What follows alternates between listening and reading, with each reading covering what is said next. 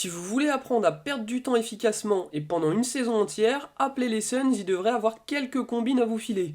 Alors qu'elle n'avait pas voulu signer au max DeAndre Ayton l'année dernière, la franchise de l'Arizona a finalement décidé de s'aligner sur une offre des Pacers. Quelqu'un peut leur dire que frustrer un joueur pour au final lui donner ce qu'il a demandé un an avant, c'est pas optimal pour instaurer une relation de confiance? Surtout qu'on peut pas dire que la saison soit finie sur une très bonne note pour Ayton et les siens.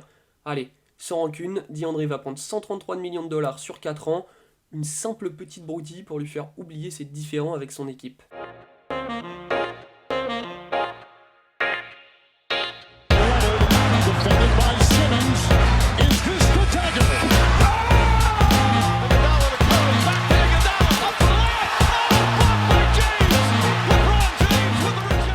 Mesdames et messieurs, bonjour, bienvenue dans ce nouvel épisode du Carton. Je suis ravi de vous retrouver aujourd'hui pour cet épisode consacré à DeAndre Ayton et aux Suns.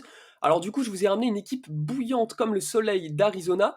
Imaginez-le avec une casquette My Little Pony au pied d'un cactus en train de siroter un jus de papaye. Non, ne le faites pas, vraiment, vous allez faire des cauchemars. Écoutez plutôt sa douce voix parler de NBA. Benjamin Moubèche est avec nous. Comment ça va, Benjamin? Bah, écoute, ça va super. J'ai pas encore la casquette, mais j'ai pas mal d'autres, artefacts de la série que je pourrais porter, je pense, dans l'Arizona. J'ai cru comprendre que t'étais équipé. Alors, toujours fidèle à son poste, lui n'est pas trop casquette, mais plutôt bandana imprimé militaire. Les jus de papaye, c'est pas trop son truc, il préfère largement un bon morito beaucoup trop chargé. Est-ce une bonne chose ou pas? On vous laissera décider. En tout cas, Teddy Perez est dans le carton. Salut Teddy. Salut les gars, alors je sais pas comment tu es au courant du bar itinérant que j'ai ouvert, Morito, mais en tout cas, oui, je sais pas doser, mais ça réussit plutôt bien, je conseille.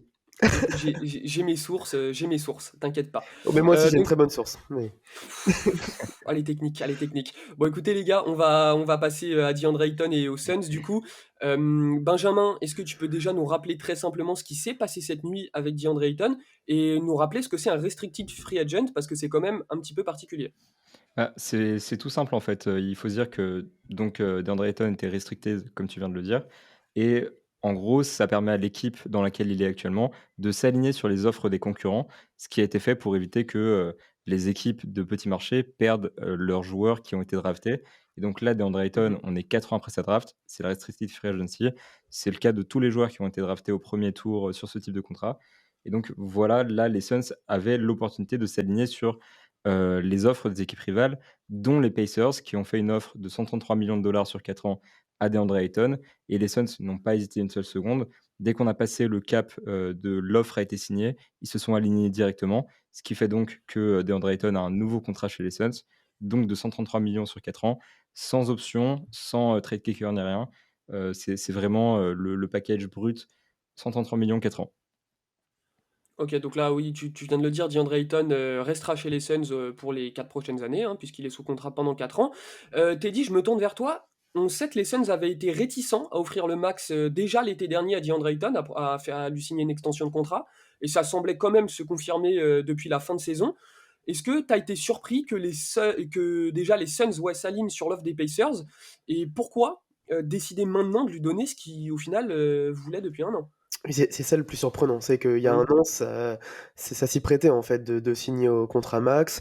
On sortait évidemment des finales NBA pour Ayton et les Suns, une plutôt belle campagne en Il plus, avait été très bon en ouais, plus. contre des gros intérieurs, Anthony Davis, bon, affaibli, le MVP Nikola Jokic, bon, il s'était peut-être un petit peu loupé sur les finales, mais c'était ses premières en fait. Enfin, le gars Ouais, a il avait 22 ans, quoi. 22-23 ans, c'est ça. Donc encore jeune et ça semblait plutôt normal, mais les Suns, voilà, on va, de toute façon, on en a discuté, on va en rediscuter.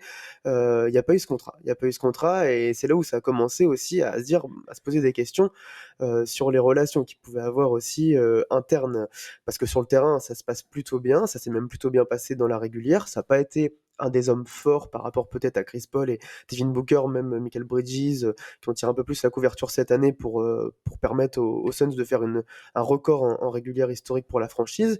Et puis après, coup dans l'eau, des playoffs, on peut dire Kata, en tout cas, une déception générale du côté des Suns, et encore plus chez lui, avec une demi-finale de conf contre les Mavs où il est passé complètement à côté, alors qu'il y avait la place pour s'imposer dans la raquette face quand même à une équipe des Mavs plutôt small ball, etc. Enfin, pas non plus de grands intérieurs, etc.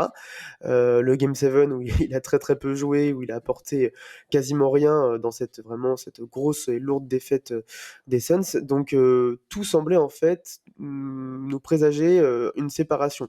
Parce que ça se passe mal peut-être avec le coach, parce qu'il avait été... On va Et y revenir, on va y voilà, revenir. on sait les problèmes aussi qu'il y avait peut-être aussi de comportement plus que dans le jeu. Mais au final, on est surpris, oui, que ça soit signé, mais en même temps, est-ce que les Suns pouvaient récupérer quelque chose de mieux, surtout à ce poste-là? Et puis finalement, oui, c'est un contrat max, 133 sur 4 ans, une trentaine de millions par an. Le mec est jeune, il y a encore pas mal de choses à développer, on va en reparler.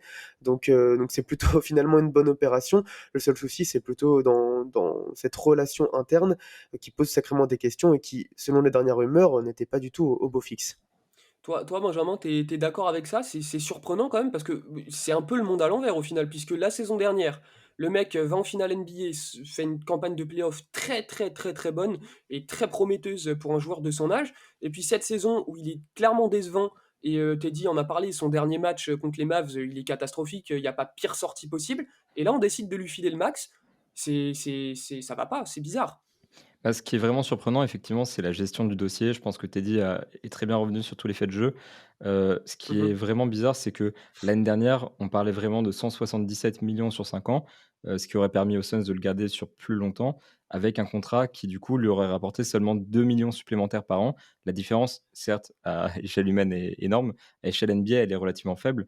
Et là, déjà l'année dernière, le joueur a été déçu. Le camp du joueur s'est publiquement montré déçu par rapport au fait qu'il n'y ait pas eu d'extension. A priori, il y a eu des négociations et pas de compromis. Donc les Suns sont vraiment restés sur leur position. Et là, pareil, cette année, ils n'ont pas fait l'offre directement. Ils ont attendu l'offre des Pacers. Ils ont vraiment attendu d'être dos au mur. Donc c'est très surprenant parce que apparemment, ils avaient vraiment envie de le garder. Ils ont match l'offre instantanément. Ils savaient que ça allait se finir comme ça ou dans un sign and trade qui n'a pas été proposé. Donc et donc ils l'ont matché directement, mais quitte à faire ça, autant lui faire l'offre directement et autant préserver la relation avec le joueur. Parce que là, ce qui se C'est passe, c'est ça. qu'ils envoient un très mauvais message au joueur et à son camp en disant: «Écoute, on veut bien te garder au maximum, mais seulement quand on nous force réellement la main pour te donner ce contrat». Donc là, la gestion du cas, elle est très particulière et à mon avis un petit peu hasardeuse. J'ai du mal à comprendre ce qui s'est passé du côté de Phoenix, mais c'est vrai qu'une fois dos au mur, une fois arrivé à ce stade, quelle autre option que de, re-signer Ayton? Sinon de le perdre contre rien du tout, sachant qu'actuellement le marché des agents libres au poste de pivot est extrêmement faible et que la seule chose qu'ils auraient pu récupérer en remplacement, ça aurait été Miles Turner dans un sign and trade, ce qui est un downgrade assez fou Conséquent. et ce qui aurait été, bah, donc apparemment pas proposé par les Suns, donc c'était pas sur la table. Mhm. Voilà, c'était vraiment, perdre DeAndre Ayton ou se retrouver avec un vide immense au poste 5. On a parlé, Teddy en a parlé un peu, puis tu viens de le rappeler, c'est peut-être pas ce qu'il y a de mieux et de plus optimal pour nouer une bonne relation avec sa franchise. Il y a eu beaucoup de rumeurs, Teddy, sur notamment des relations compliquées entre Ayton CP3 et le coach Monty Williams. Son dernier match face aux Mavs, il y est évidemment pour quelque chose. Donc on pensait vraiment que cette relation entre Ayton et sa franchise était définitivement brisée.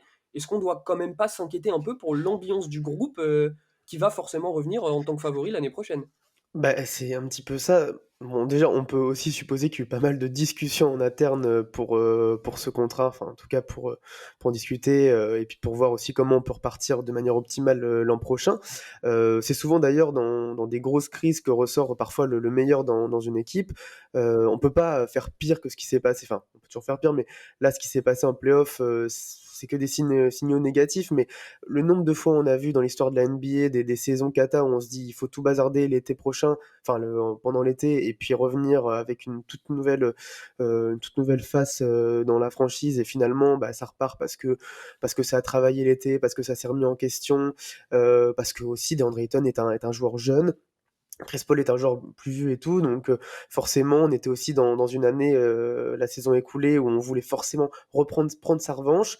On sortait d'une grande régulière, on est passé à côté face à une jeunesse aussi NBA qui est en progression et qui a surpris ces Suns-là. Donc finalement, moi, ça j'ai envie de dire, pour le moment, tant qu'on les a pas vus jouer, en fait, on n'a qu'une envie, c'est de voir une photo avec, les 3 leaders, 3-4 Mmh. leaders des Suns, ensemble, avec le coach et puis on repart et puis c'est parti et ça se passera sûrement, peut-être très, très bien et on paliera ce qui s'est passé cet été-là. Donc restons pour le moment sur nos gardes. Voyons aussi ce qui peut se passer là dans les prochains jours, dans les discussions, maintenant que le contrat est fait, ce que peut dire Chris Paul, ce que peut sortir aussi Booker, Ayton et cetera, Monty Williams, même si ça peut être aussi des grosses langues de bois qui vont être sorties. C'est aussi intéressant de voir, comment sont ces gars parce que c'est quand même des gars plutôt discrets là cet été, donc ça serait aussi intéressant de voir ça. Et puis voilà, comme je dis, le jeu, le terrain parlera plus que ce qui se fait en tout cas en externe et en coulisses et ce que nous on peut savoir dans les rumeurs. Oui, voilà, c'est ça, c'est le terrain qui parlera. On peut pas trop non plus spéculer. On peut s'inquiéter, mais ce serait une erreur de dire: «Oh bah, ça va être une catastrophe l'année prochaine». Benjamin, il faut qu'on parle d'un truc important. Ça fait parler depuis plusieurs semaines maintenant. Les Suns, ils apparaissaient vraiment comme une franchise, candidate pour récupérer Kevin Durant. Là, avec la signature d'Ayton, ça paraît très compliqué. Bah, ça va avec, le fait de la réconciliation, c'est-à-dire que si jamais les Suns n'arrivent pas à s'entendre avec DeAndre Ayton, il y a une porte de sortie possible à partir du 15 janvier où ils peuvent le transférer. Mais donc 15 janvier, ça paraît extrêmement éloigné pour monter un transfert avec, Kevin Durant. On sait que les Nets Mmh. veulent prendre leur temps, mais à ce stade de la saison, ce serait assez peu, envisageable d'imaginer 2 franchises complètement changer de projet d'un coup et ramener un top player à l'ouest d'un côté et DeAndre Ayton dans un projet qui va forcément se rajeunir de l'autre côté à l'est. Donc ça paraît très, très peu probable et d'un autre côté, DeAndre Ayton a cette possibilité de mettre le veto sur un transfert. Donc maintenant, on est dans un cas où DeAndre Ayton, on doit attendre pour le transférer et il faut avoir son accord pour le transférer pendant 1 an. Donc effectivement, la piste de Kevin Durant, elle s'est énormément refroidie parce qu'aujourd'hui, les joueurs qui sont transférables pour Kevin Durant côté Suns, c'est par exemple Chris Paul, pas sûr qu'il intéresse vraiment la franchise de Brooklyn qui attend a Pas priori cohérent un avec le All-Star. projet de Brooklyn, ouais. C'est ça et puis ils veulent des pics, un All-Star et sûrement un All-Star un peu dans son prime ou en tout cas, pas aussi vieux que Chris Paul. Devin Booker n'est pas transférable à cause de la designated rule dont on a parlé dans le podcast sur Kevin Durant et qui fait qu'il peut pas venir dans l'effectif avec Ben Simmons. À côté, il y a Miles Bridges, mais le contrat est trop faible. Donc aujourd'hui, les Suns sont vraiment virtuellement éliminés de la course à KD, ce qui fait qu'il y a plus de place pour d'autres équipes comme le Heat et que normalement, cette saison, il y a d'immenses chances que les Suns rejouent avec le même groupe que les 2 années précédentes, c'est-à-dire vraiment ce cœur Devin Booker, Chris Paul, Bridges et DeAndre Ayton et qu'ils tentent de refaire les playoffs de cette manière, sans faire de changements majeurs pendant l'été. Parce qu'aujourd'hui, c'est extrêmement compliqué d'imaginer un scénario dans lequel ils arrivent à changer leur effectif par magie le 15 janvier et à trouver une alchimie avant les playoffs. Non, puis ce serait peut-être une erreur. Un groupe qui commence vraiment à avoir du vécu, même si ça s'est pas bien fini l'année dernière, ça reste la meilleure équipe de régulière, finaliste en 2021, grosse équipe. Donc évidemment, on verra comment ça se passe du côté de Phoenix la saison prochaine. On se fera un plaisir de vous accompagner et de suivre tout ça à vos côtés. James, catch, fire, ball game! He did it! LeBron James! Les amis, le buzzer du carton vient de retentir. Merci beaucoup de nous avoir écoutés. C'était comme toujours un plaisir. N'hésitez pas à nous laisser une petite note sur Spotify et Apple Podcast. Et passez sur les réseaux et sur YouTube, laissez-nous un commentaire et donnez-nous votre avis. Comment vous sentez cette signature de DeAndre Ayton? Est-ce que les Suns arriveront à repartir sur les mêmes bases que l'année dernière la saison prochaine? En tout cas, je vous dis à la prochaine. Prenez soin de vous.